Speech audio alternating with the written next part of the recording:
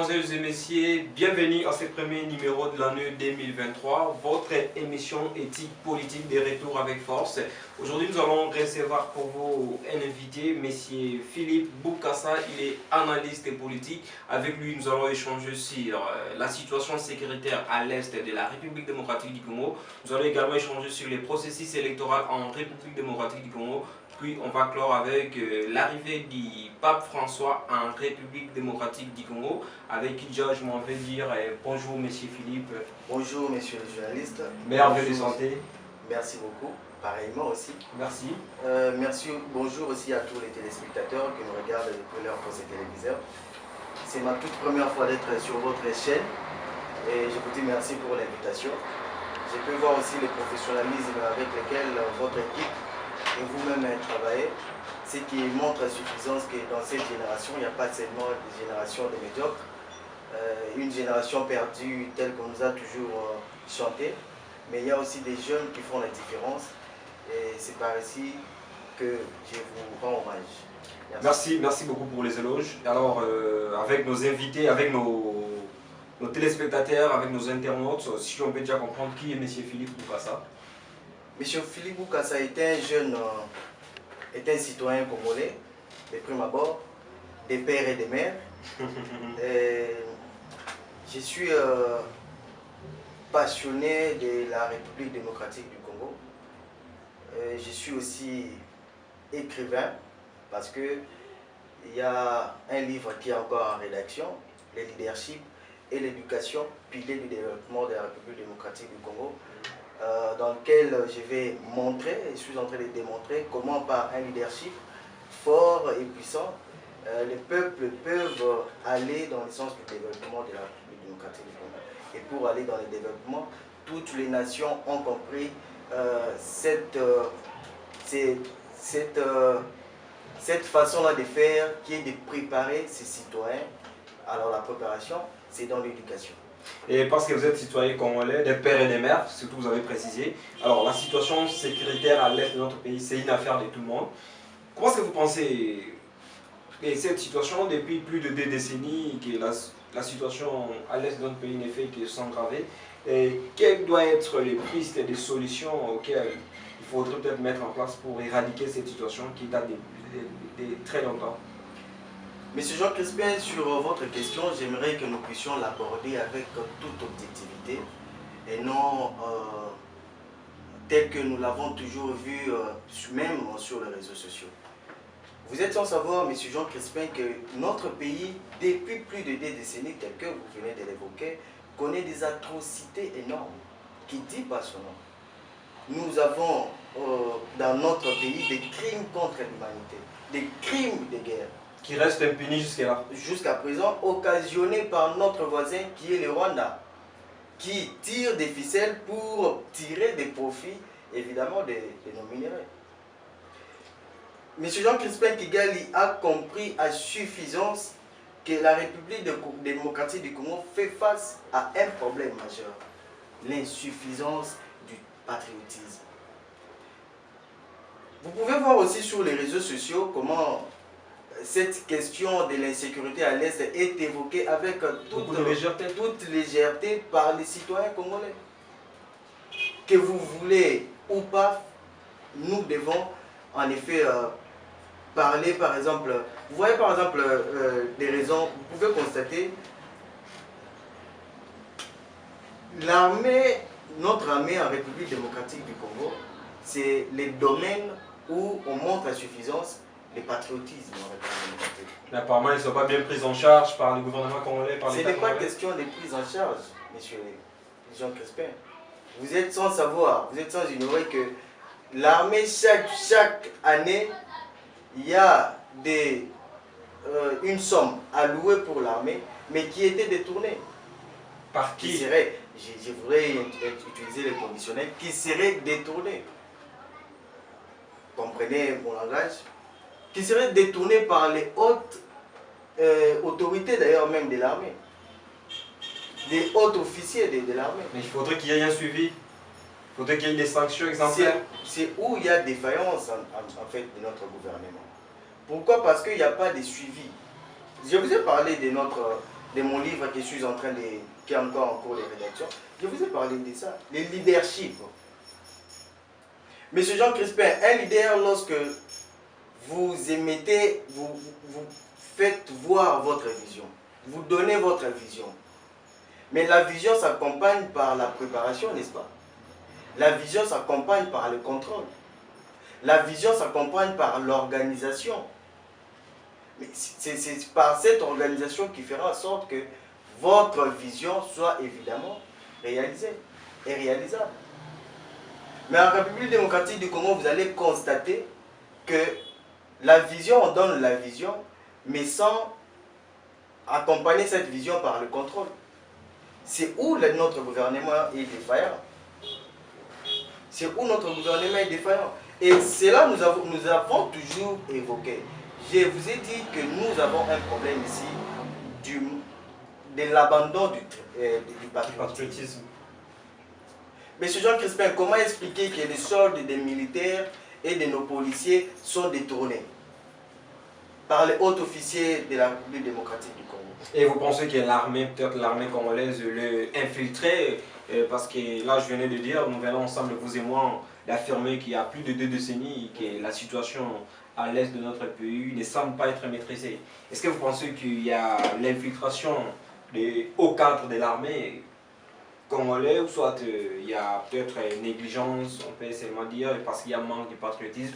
Et déjà, l'amour du patrie, lorsqu'on aime son pays, on fera tout, on peut se sacrifier, comme l'avait dit l'actuel chef de l'État, M. Félix-Antoine Tshisekedi, qu'il est prêt à donner sa vie pour que la paix revienne à l'Est. Alors, au cadre de l'armée, est-ce qu'il y a infiltration, ou soit il y a toujours problème du manque du patriotisme, comme vous l'avez évoqué?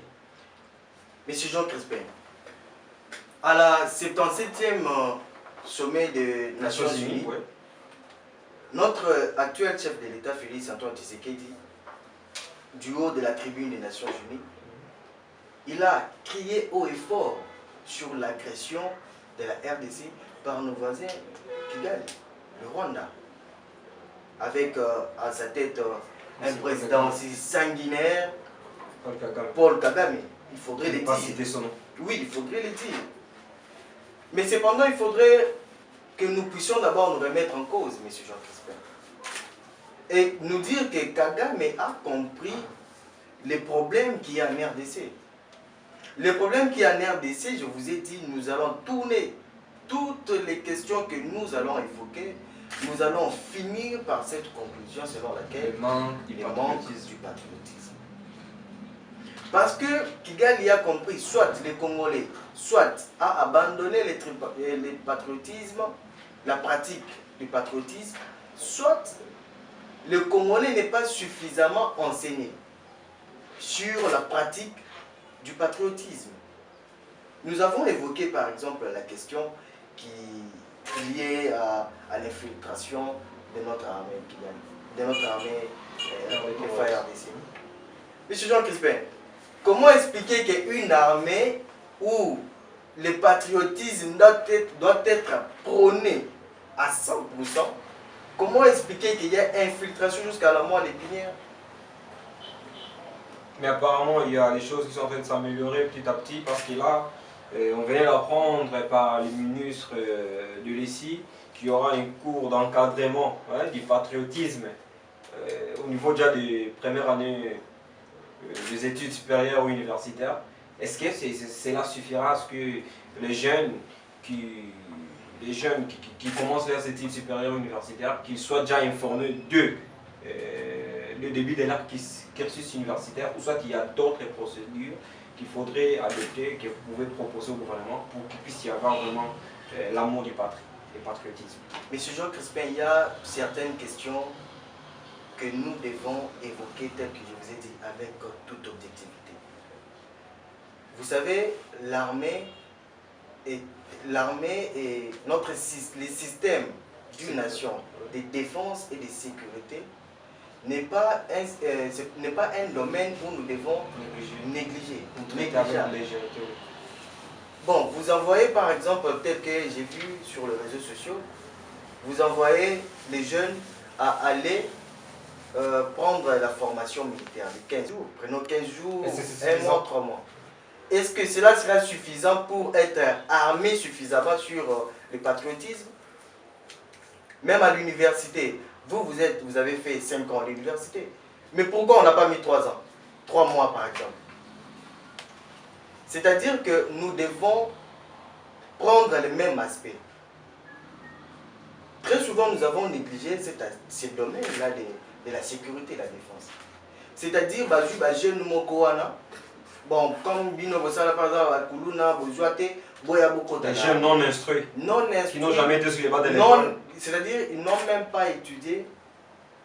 Et vous prenez ce jeune Mouana Boé pour que Baya, Baba Naosa là-bas. C'est aussi un bon retardement apparemment. Bien sûr. Mais regardez maintenant ce que ces jeunes font dans notre... Après la formation, après leur cursus. Mais vous ne voyez pas les jeunes en train de... voilà, d'arracher à la population leurs biens. Et pourtant, ces policiers et ces militaires doivent... Certains, il faut préciser. Ils doivent... Pas tous les policiers, pas tous les militaires. Bien sûr, l'exception confirme la règle, tel que vous le savez. Mais la plupart, nous prenons le cas général, la plupart des policiers, ce sont ceux qui arrachent à la population les biens. Or, le rôle d'un militaire... Les policiers, c'est de protéger la population et leurs biens. Pour un militaire, c'est protéger l'intégrité territoriale. Mais maintenant, au lieu de protéger cette population, c'est vous qui commencez à traumatiser cette population. Vous, étant que politicien, vous, étant qu'analyste politique, qu'est-ce qui doit être fait? Premièrement, nous devons commencer par... voilà. Nous devons d'abord commencer par réformer notre système éducatif. Pourquoi réformer notre système éducatif? Monsieur Jean Crispin, dans le cours d'ESSEM, nous avons vu le cours d'ESSEM. Il y a évidemment un chapitre qui évoque cette matière. Le patriotisme, le nationalisme. Mais maintenant, nous devons inciter les citoyens à cette pratique. Et le professeur, l'enseignant doit faire en sorte que l'élève, que la matière dont il donne, que ça ne se limite pas pour comme un simple information. Oui, ça ne doit pas être une simple information. Une simple information, excusez-moi. Mais cela doit être maintenant mise en pratique. Les États-Unis l'ont compris. Vous voyez par exemple un Américain lorsqu'il... Même les Rwandais qui nous agressent. Bien sûr. Vous voyez par exemple un Américain lorsqu'il est né. Il est encore tout petit dès le jeune âge. On lui montre que... L'amour de son papa. Oui. Que toi, tu es un potentiel martyr pour ton pays. Il faut aimer ton pays. Tu es un potentiel martyr pour ton pays. C'est-à-dire, pour ton pays, tu dois être prêt à mourir. Voilà pourquoi même il y a des slogans, American First. Voilà, il y a plusieurs slogans qui viennent là. L'américain d'abord. Et vous pouvez voir même la Chine, la Russie, tous ils ont commencé à emboîter les pas du patriotisme. Nous aussi, nous pouvons faire autant. Parce que, M. Jean Crispin, aucun pays au monde n'a imposé le respect lorsque ses citoyens ne sont pas prêts à mourir. Est-ce que nous sommes prêts à mourir pour notre pays? Le président de la République l'avait dit oui, qu'il lui-même il est prêt à mourir. C'est un cas exceptionnel, M. Jean Crispin. Alors vous, si on posait la question si vous êtes prêt à mourir pour la nation? Moi j'ai l'esprit nationaliste, j'ai l'esprit de Lumumba. J'ai l'esprit de Mouzé Laurent Désiré Kabila. Je suis prêt à mourir pour mon pays. Je suis un potentiel martyr pour mon pays. Voilà pourquoi face aux questions qui concernent mon pays, je l'ai toujours évoqué avec toute objectivité et non avec complexe. Parce que vous avez évoqué la réforme du système éducatif de notre pays, comment y parvenir? Comment arriver à cette réforme? Monsieur Jean Crispin, il faudrait d'abord commencer par valoriser celui qui est l'artisan majeur de notre enseignement, les professeurs. J'ai évoqué dans mon livre, et d'ailleurs même dans les mémoires que j'ai écrits à l'université, j'ai évoqué sur cet aspect, j'ai parlé sur cet aspect. Monsieur Jean Crispin, un enseignant, c'est celui qui donne la matière, l'information à un enfant c'est lui qui forme l'enfant, n'est-ce pas? Mais comment former quelqu'un si toi, tu n'as même pas la maîtrise de ce que tu dis? Un pasteur qui se met devant ses fidèles, qui parle de la Bible, qui ne maîtrise même pas la Bible, est-ce que c'est faisable? Voilà pourquoi moi j'avais suggéré de créer un centre de formation de l'enseignant. C'est ce centre-là qui sera à mesure de former nos enseignants qui, eux aussi, à leur tour, vont donner de la matière aux enfants. Mais maintenant, quelles sont les matières qu'il faudrait donner dans les cours qu'il faudrait donner? Monsieur Jean Crispin, ma cours locaux à Neti, on nous enseigne sur voilà, l'Empire romain. Qu'est-ce que ça nous apporte, par exemple, qu'est-ce qu'elle s'apporte à l'enfant? Mais maintenant, à cet enfant, demandez par exemple qui sont les premiers habitants du Congo, bah éviter. Qui est le Mumba? La plupart va éviter. Qui est Diego Kao? La plupart va éviter. Mais on n'a pas donné des informations, c'est-à-dire, on n'a pas inculqué ça suffisamment. On n'a pas répété ça suffisamment. Or, la répétition, c'est la mère de la science. Mais regardez ce que nos enseignants font. Des cours pour que ici là, matière ici là, au paiement. Donc si je comprends bien, pour arriver à faire cette réforme du système éducatif dans notre pays, il faudrait qu'il y ait une mise à niveau des enseignants. À partir des humanités, de l'école primaire, humanités aussi, les études universitaires ou supérieures. Aux études supérieures, déjà, il y a des enseignants, il y a des professeurs, ils ne vont pas les nier. Il y a des données. Mais il faudrait voir maintenant la base. Bien sûr. La base tout commence dès le bas âge. Oui. Primaire, secondaire. Tout commence par là. Je vous ai donné l'exemple des États-Unis. À partir des bas âges, on lui montre déjà qu'il y a un potentiel martyr pour Nambo. Mais chez nous ici, quand on nous dit par exemple, les présidents de la République, des présidents, Félix Tshisekedi, a appelé par exemple les jeunes à aller se faire enrôler dans l'armée. Combien sont allés? Balobine, bisoto kende okufa, tout que okufa la l'abandon du patriotisme. Mais un patriote, ce n'est pas celui qui regarde les autres.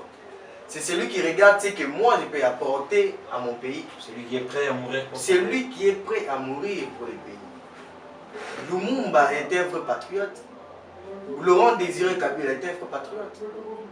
Moi, si on me demandait de mourir aujourd'hui pour mon pays, je le fais.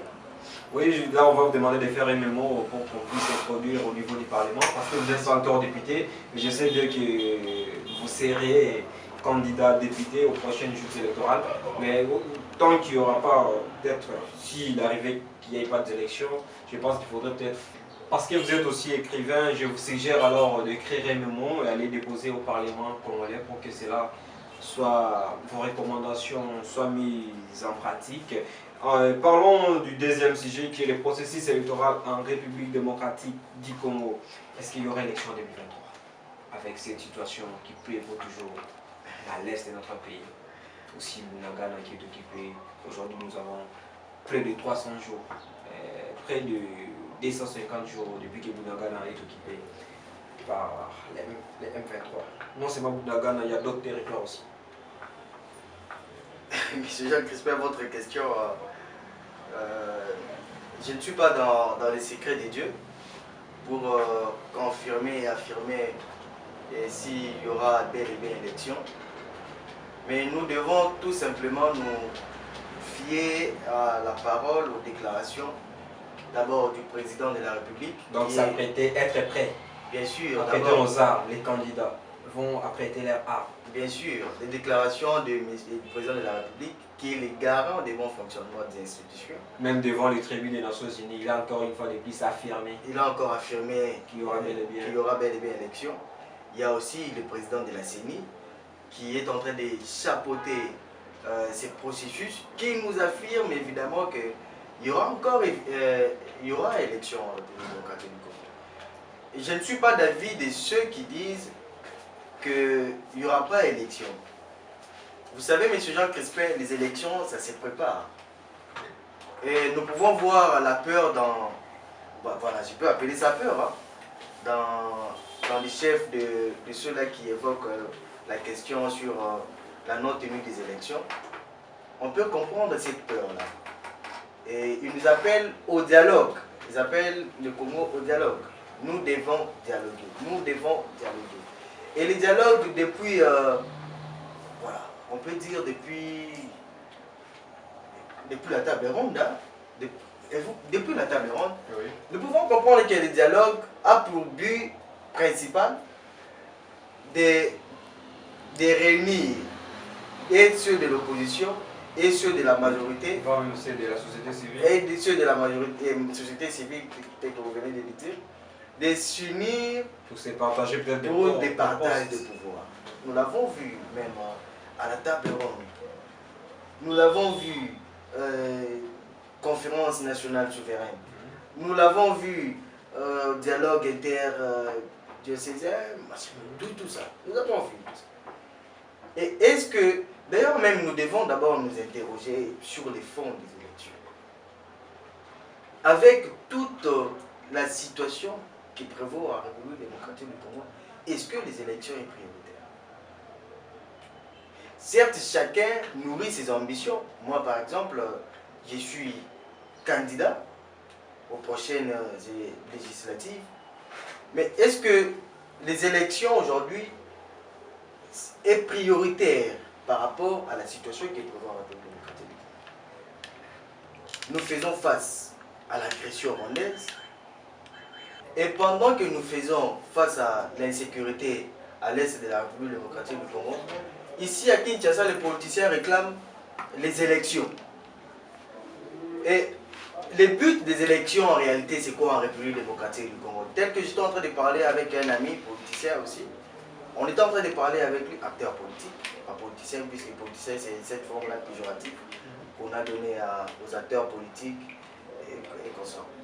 Un acteur politique avec qui j'ai changé, il nous dit, mais Félix Tshisekedi, il faut que la paix baninga, tu as fait 5 ans, il faut que la baninga, il faut que la Tafayoulou, soit Katumbi ou Bazolukawa. Vous avez un peu compris la mentalité des Congolais par rapport aux élections. C'est-à-dire qu'il y a commis ticket la paix baninga. Il y a ticket la paix baninga. Et au cas où il n'y aura pas élection, supposons qu'il n'y ait pas élection, Félix Tshisekedi étant que démocrate, est-ce qu'il doit démissionner ou soit il doit piétiner la Constitution? Je pense qu'il doit démissionner. Démissionner, je pense qu'il doit... La Constitution lui donne le droit de faire des mandats. Je pense qu'il doit démissionner. Mandat renouvelable une seule fois. Je pense qu'il doit démissionner, mais il faudrait maintenant que nous puissions nous interroger. Pourquoi la non-tenue des élections à l'échéance 2023? Pourquoi? Monsieur Jean Crispin, je vous ai dit que nous avons dépensé 1,5 milliard et quelques millions de dollars. Ce qui pouvait bien évidemment faciliter le financement de notre armée. Et parce que les situations sont prévisibles, donc vous soutenez qu'au cas où il n'y a pas d'élection, bien que le chef soit un démocrate, mais il faudrait qu'il y ait des négociations, qu'il puisse peut-être glisser. Je ne voudrais même pas aborder dans ce sens-là. C'est une supposition, il peut y avoir... Bon, comme je l'ai dit, les situations sont prévisibles. La situation aujourd'hui peut toujours s'empirer à l'Est et qu'il n'y ait pas les élections. Le chef, oui, c'est vrai, vous avez affirmé que lui étant démocrate, il peut démissionner. Mais comme la Constitution lui donne un mandat de 5 ans renouvelable une seule fois, donc il peut briquer ou soit il peut glisser pour 2 ans en fait. Moi, je ne parle pas de glissement. Je ne voudrais pas que nous puissions aller dans ce sens-là de glissement. Monsieur Jean Crispin, le président de la République, c'est le garant des bons fonctionnements des institutions, oui. Il connaît pourquoi on ne doit pas organiser les élections. Moi, je vous dis, par exemple, nous faisons face à un problème majeur à l'est de la République. Qui est d'ailleurs prioritaire. Alors, entre organiser les élections et sauver des vies, monsieur Jean Crispin, vous allez opter pour quelle optique? La vie humaine, elle est sacrée. Voilà. Je pense que nous devons aborder dans ce sens-là, non pas seulement tout politiser. Voilà, il est en train de... voilà. De favoriser, il est en train de préparer les glissements tels que nous les voyons, il est en train de favoriser tout ça. Nous devons nous dire que non, voilà, à un moment donné, nous devons nous unir tous azimuts derrière le président de la République. Parce qu'il est garant des bons fonctionnements des institutions. À ces moments précis, nous ne devons même pas parler des élections. Excusez-moi. Je voudrais, moi, personnellement, qu'il y ait élection.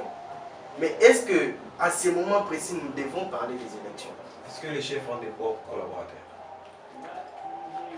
Je pense que s'il a choisi ses collaborateurs, il sait pourquoi il les a choisis.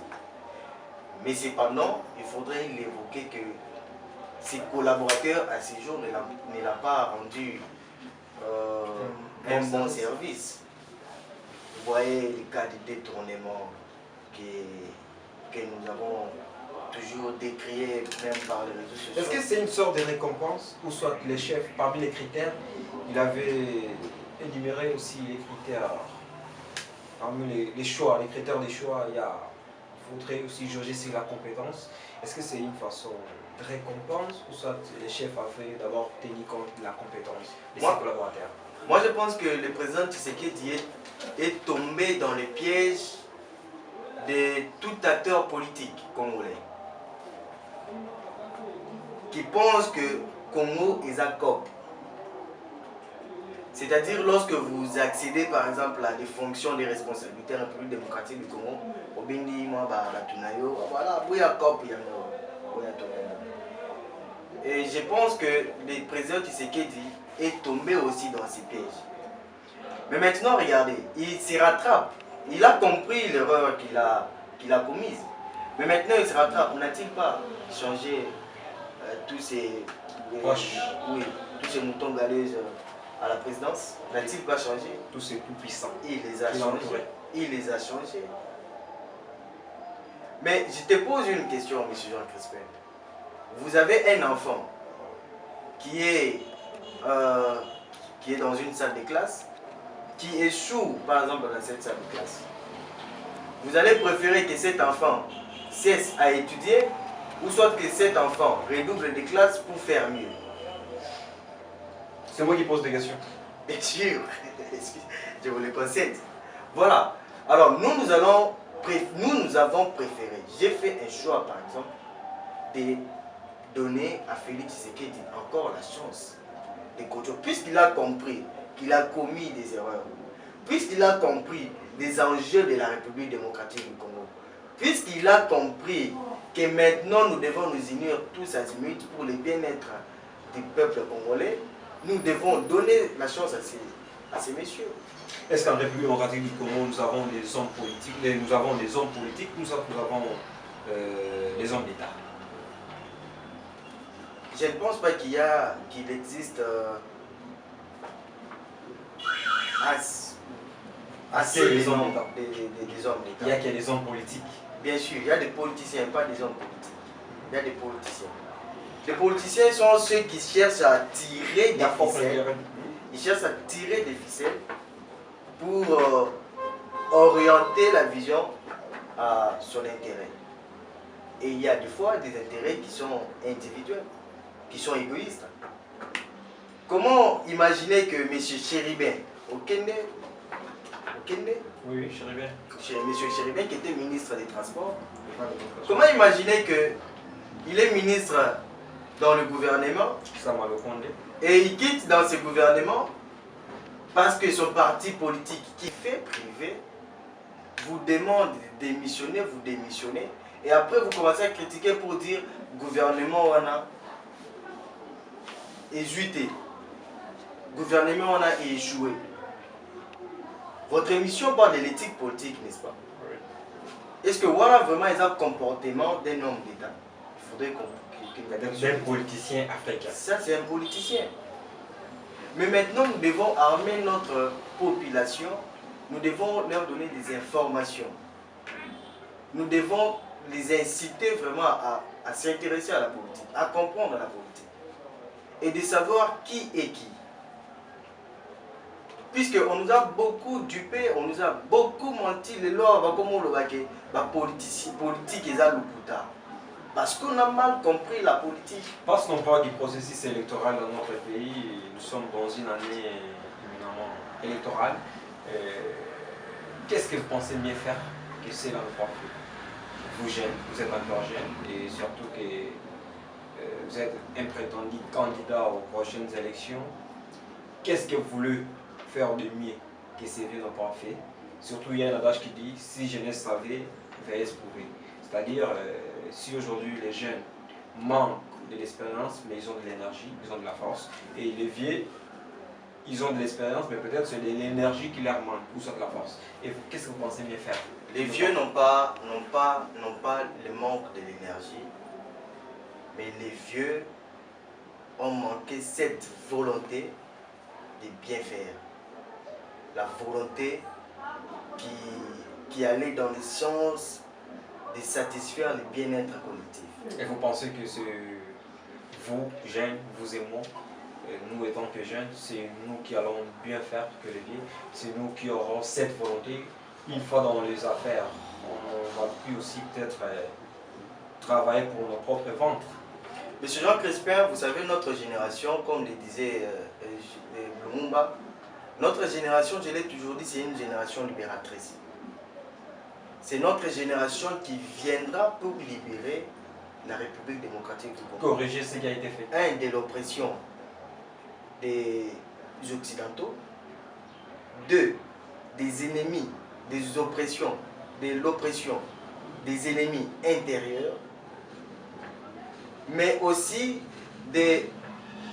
d'enlever cette paresse qui nous a toujours caractérisés et d'embrasser la route de la compétence. Ainsi, ce que nous pouvons apporter de mieux, c'est cette volonté-là de bien faire. Parce que le Congo doit vivre maintenant les bons. Le Congolais doit vivre les biens et le Congolais doit vivre les beaux dans son pays. Comment expliquer que vous êtes en République démocratique du Congo, jeune, Lukande, Kembe, Longombo, Kapo, à l'extérieur? Comment l'expliquer? Mais c'est comme Mboka Moto est là-bas. Parce que nous n'avons pas compris que nos déclarations sont ce qui font que aujourd'hui, sur la Tanzoto, Monsieur Jean Crespin, lorsque nous disons par exemple que Mboka il faut battre Kango, n'avons-nous pas compris que démarche sur la Malobanabi sur la Tanzoto? Qu'est-ce que réclame aujourd'hui le président Kagame? Mais il réclame accord moi je n'ai pas de problème. Le problème c'est votre gouvernement. Et il est dit si haut, sans crainte ni honte. Pourquoi? Parce que le problème n'est pas été, effectivement, nous ne devons pas les blâmer. Mais parce qu'il y a continuité de l'État, vous pensez qu'aujourd'hui les jeunes dans les affaires, soit dans la gestion de la chose publique, est-ce que les jeunes seront-ils capables Je pense, oui, je comprends votre question. Et je pense qu'aujourd'hui les jeunes ont opté pour la délivrance de la République démocratique. Comment ça doit se faire? Parce qu'il y a des accords qui ont été signés en amont. Supposons qu'il y a des accords. Monsieur journaliste, vous êtes journaliste en relations internationales. En politique étrangère. Politique étrangère. Vous êtes sans ignorer que les accords se font, se défendent et se réforment. Ceux-là qui ont signé ces accords, ce sont des humains comme nous. Ceux-là qui viendront aussi, lorsque les accords de la République ne vont pas dans le sens où la République doit tirer bénéfice, l'intérêt national, ces accords doivent se défaire. Et nous devons être à mesure de nous dire, ben voilà, nous devons prendre maintenant notre destin en main. Sans quoi, nous allons continuer dans l'oppression. Sans quoi, nous allons continuer à être des esclaves de la parole. Sans quoi, nous allons continuer dans la misère du jour au jour qui fait face au peuple de la République. Maintenant, il est temps, s'il vous plaît, il est maintenant temps, soit on décide de continuer dans cette optique de la misère, soit nous optons pour la délivrance. Et c'est l'optique que moi j'ai opté, pour la délivrance. Parce que finalement, le Congo doit être délivré. Nous l'évoquons dans notre hymne national, nous bâtirons un pays plus beau qu'avant. Et dans l'exposé des motifs de notre constitution, nous les disons très bien. muni d'une volonté de bâtir au cœur de l'Afrique un Congo puissant, prospère. Mais nos actes, les actes que nous posons, les actes que les politiciens posent, est-ce que c'est dans l'optique, est-ce que c'est dans la démarche de rendre la République démocratique du Congo un État prospère et grand et puissant, ou soit c'est encore de faire revenir la République démocratique du Congo en arrière? En 1960, messieurs Jean Crispin, nous étions même longueur d'angle avec le Canada. On nous comptait tous ensemble les pays en voie de développement. Mais aujourd'hui, qu'est-ce qui fait que nos populations, nos peuples préfèrent aller étudier au Canada? Apparemment, il y a une régression. Nous ne sommes même pas un pays en voie de développement, mais aujourd'hui, nous sommes un pays sous-développé, si je peux le dire. Sous-développé.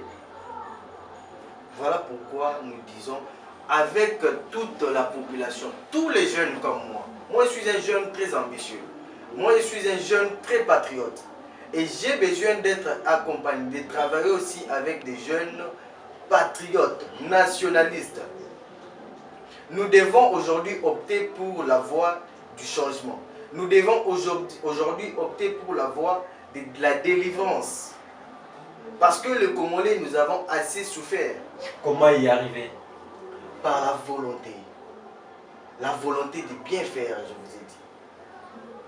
Et la volonté de bien faire s'accompagne avec la formation, la compétence, la performance. Parce qu'aujourd'hui, il faudrait qu'il y ait la volonté, mais il faut d'abord que les jeunes puissent d'abord accéder à la gestion de la chose publique. Et comment accéder?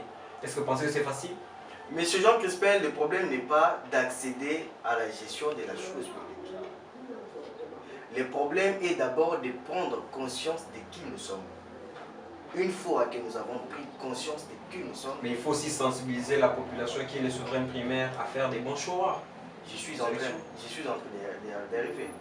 Il faudrait d'abord que chacun de nous prenne conscience de qui nous sommes. Nous sommes un État qui regorge en son sein 60% de la réserve mondiale. Mais c'est déjà un atout déjà. Mais maintenant, le gouvernement, l'État doit accompagner, orienter, organiser cette population. Parce que le problème n'est pas accéder à la gestion de la chose publique. N'est-ce pas, ils ont répété la même chose. Mais nous devons être d'abord animés de la prise de conscience et la volonté de bien faire pour l'intérêt de la nation. Tout part d'abord par la prise de conscience. Ma prise de conscience, votre prise de conscience, la prise de conscience de tout Congolais va impacter à une prise de conscience collective. Ce qui va faire que nous puissions maintenant nous orienter vers la démarche qui est celui de rendre la République démocratique du Congo effectivement un État puissant et prospère et puissant et grand. Oui, très chers téléspectateurs, comme nous sommes en train de le dire, il faudrait ici, nous appelons à la sensibilisation, nous appelons à une prise de conscience collective. Nous avons, je viens vous rappeler, pour vous qui nous avez pris en cours, nous recevons M. Philippe Boukassa, il est analyste et politique, en même temps écrivain. Avec nous, nous sommes en train de décortiquer, nous sommes en train d'analyser la situation sécuritaire à l'est de notre pays. Et aussi, nous parlons du processus électoral en République démocratique du Congo. Et puis, on va clôturer avec l'arrivée du pape François en République démocratique du Congo. Monsieur Philippe Boukassa, quel doit être votre message à tous ceux-là qui sont en train de nous suivre? Et ici, je parle surtout de la population qui est les souverains primaires.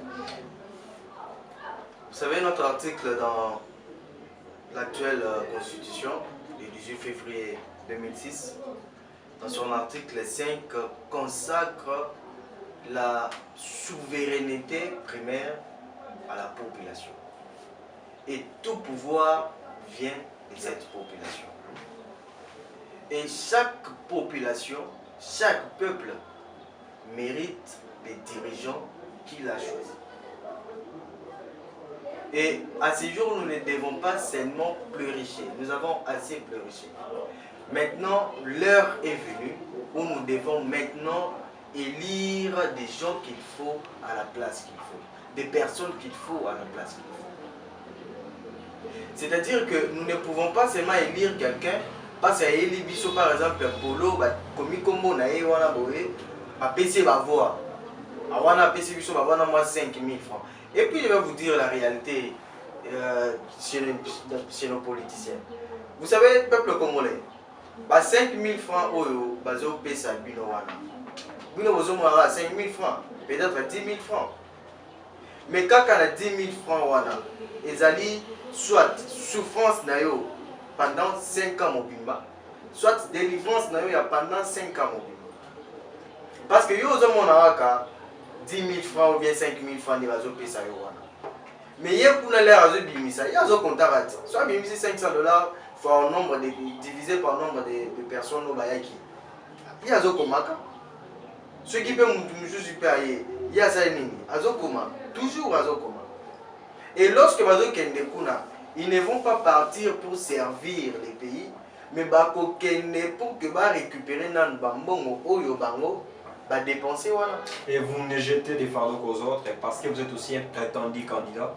Vous pensez vraiment mieux faire que les autres. Moi, je suis un... Et qu'est-ce que vous pouvez aujourd'hui assurer à la population au cas où ils vous portaient à guerre? Qu'est-ce que vous allez leur assurer? C'est vrai que nous ne sommes pas pendant une période de campagne électorale.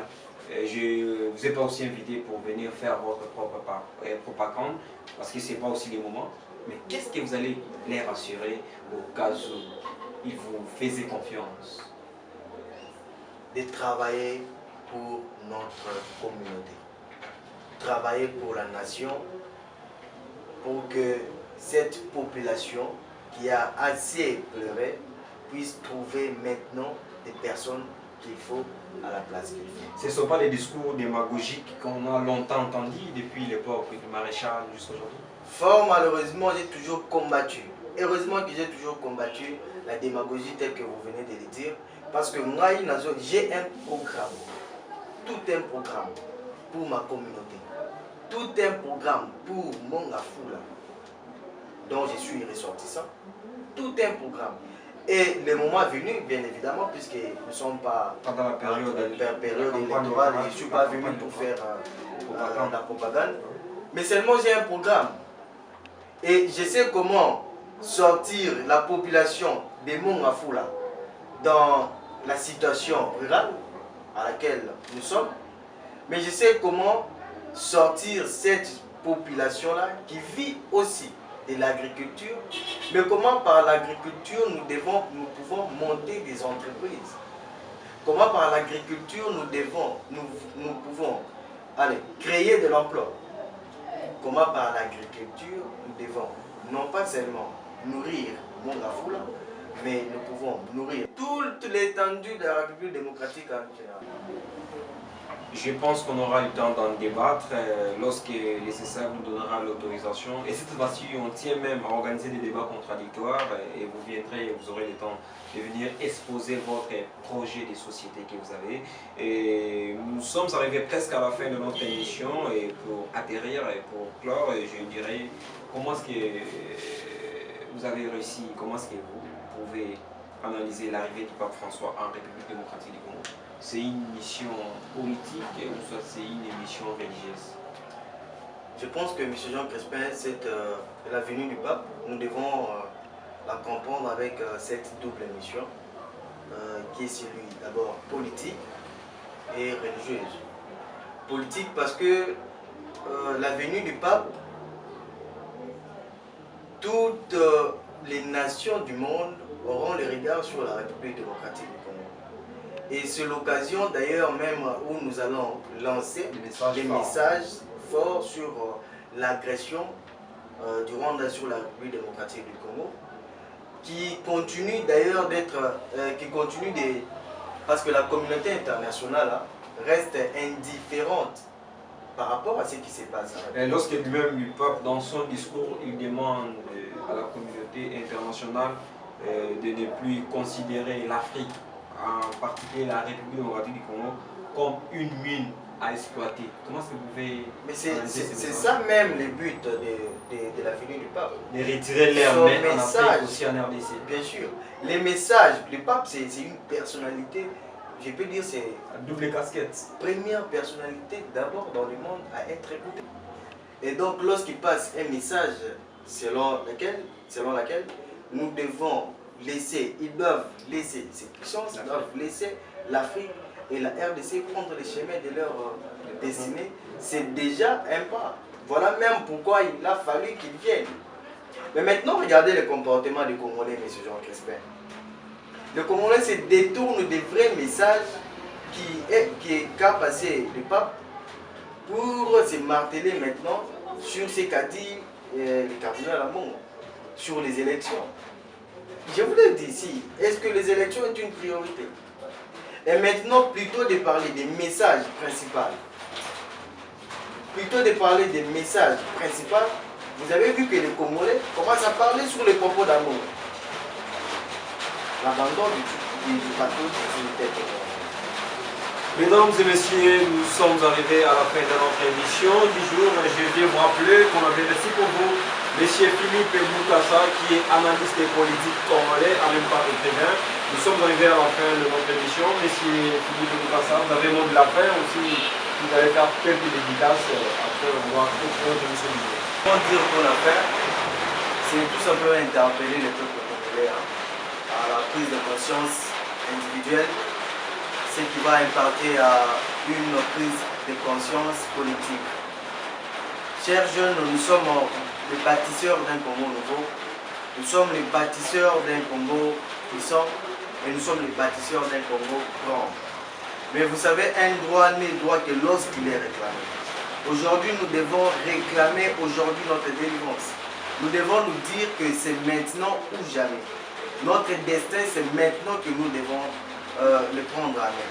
Sinon, nous allons encore prendre soit 5 ans de souffrance, soit 5 ans de la délivrance.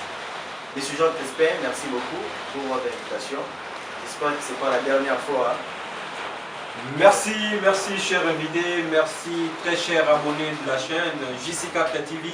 Nous sommes arrivés à la fin de notre émission et on a abordé des questions éminemment d'actualité. On a parlé ici de la situation sécuritaire à l'est de la République démocratique du Congo. On a aussi évoqué la question du processus électoral en République démocratique du Congo. Puis on a parlé de l'arrivée du pape François en République démocratique du Congo.